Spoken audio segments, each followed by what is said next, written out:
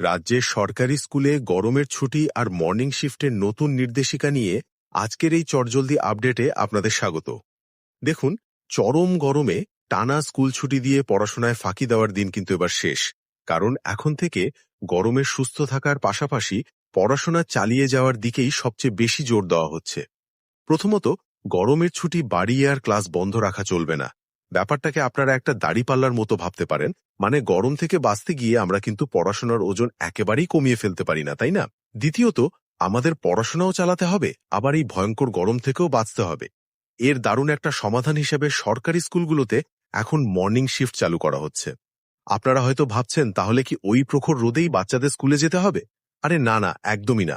দুপুরে যখন রোদের তেজ সবচেয়ে বেশি থাকে, ঠিক সেই ভয়ঙ্কর সময়টা এড়াতেই সকাল সকাল ক্লাস করিয়ে নেওয়ারই নতুন নির্দেশ। সবশেষে বলি, এই সিদ্ধান্ত বাস্তবায়নে কিন্তু একটুও দেরি করা যাবে না।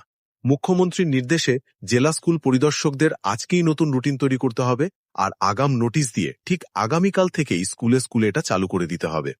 এক কথায় বলতে গেলে, পড়াশোনার বিন্দুমাত্র ক্ষতি না করে এই চরম গরমকে টেক্কা দিতেই রাজ্য সরকারের এই দারুণ আর সময় উপযোগী মর্নিং শিফট কৌশল